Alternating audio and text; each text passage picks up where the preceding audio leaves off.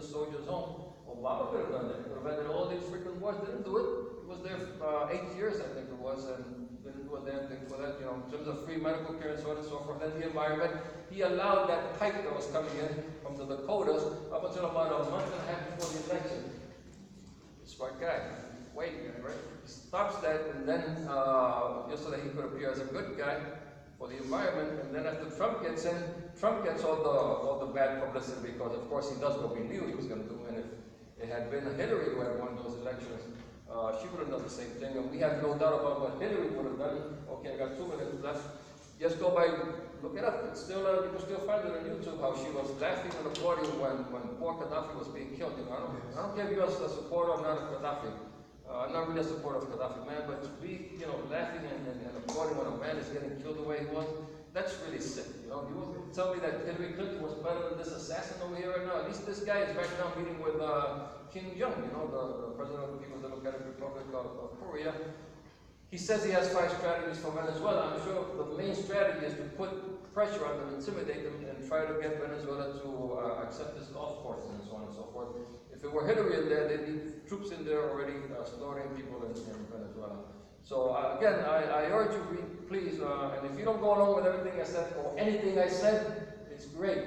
You don't have to go along with anything that I said right now, right? Okay, Mara, you don't have to agree with me. But what we have to agree on is that we have to look for ways of getting the agenda of working people into the White House and as much influence into Congress.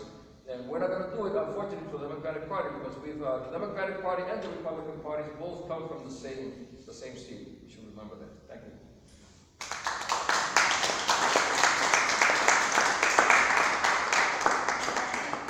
And our last speaker is a larger-than-life activist himself, Jeff Mackler, who is actually a candidate for President of the United States, and he has the endorsement of your European endorsement list here. You'll be a flyer. They're going to have a campaign rally out in California on August 18th, and Lumia Abu-Jamal is going to be speaking by phone, and Alice Walker is going to be speaking, and Robbie Miracle is going to be speaking, and Cindy Sheehan, who you probably remember, her son was killed in the Afghanistan war. And also they have Heather Bradford running for vice president. So Jeff Mackler has been an activist, prominent activist in the United States since the anti-war movement, before that in the Teachers Union. He has been,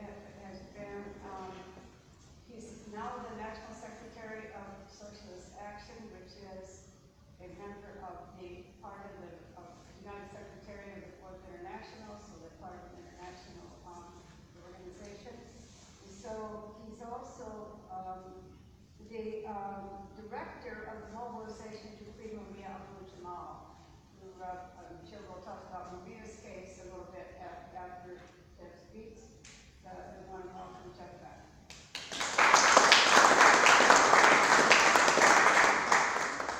So I have a few minor disagreements with the previous speakers. But the first was our friend from the Green Party said you don't have to agree with everything I said. My opinion is you have to agree with everything I said. Oh, crap. If you're going to vote socialist. So it's a minor difference. So I'm going to tell you everything, I believe, in 17 minutes. The United States spends the second largest amount of money on elections in the world, second only to India, which spent $8 billion. In the 2016 election in the United States, only spent $6.6 billion in the presidential election. Does anybody have a contribution for that amount to make my campaign? But if you did, if Rockefeller or the DuPonts and the Mellons were in the room and said, sure, here's your $6.6 billion, do you think that any one of the major corporate media would cover my campaign? You think they would give me equal time, even if I supposedly paid for it? Is there one corporate media in the entire country that covers the campaigns of revolutionary socialists, the anti-war movement, and all the other struggles. Trump's Secretary of State, Ross Tillerson, said that Donald Trump was a fucking moron. How many of you heard that? He was coming out of a National Security Administration meeting, and Trump proposed a 100-fold increase in nuclear weapons and left the room. And Trump, who was, Tillerson, who was Secretary of State, said the guy's a fucking moron. But he's not a fucking moron. He's a representative of the ruling class of America, and it's divided into two wings, Democrats and Republicans. Every Democrat voted for the war budget, $1 trillion a year. Virtually every Democrat voted for Trump's tax grant of $1 trillion to the major corporations, which are jointly owned. $1.5 trillion in tax cuts to corporations which are jointly owned by the Democratic and Republican Party. Tillerson was asked by Trump to be the Secretary of State because he represents the largest multi-billion-dollar oil corporation in the world, ExxonMobil. Do you think for a second that he or any other Secretary of State or Secretary of Defense or any other elected official would challenge the power of the oil industries? Central to every war today, in addition to all the other imperialist names, is oil.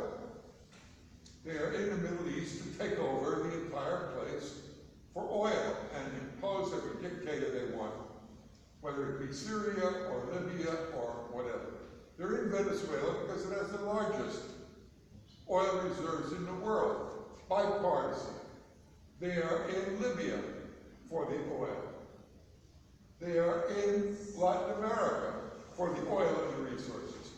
10 million people died in the Congo in the last 10 years because of US-backed armies that invaded to steal the resources of one of the richest nations and natural resources in the world, from Rwanda to the other nation. Iran is rich in oil. That's why it's embargoed. That's why the United States in the bipartisan war funded both sides in the Iran war for 10 years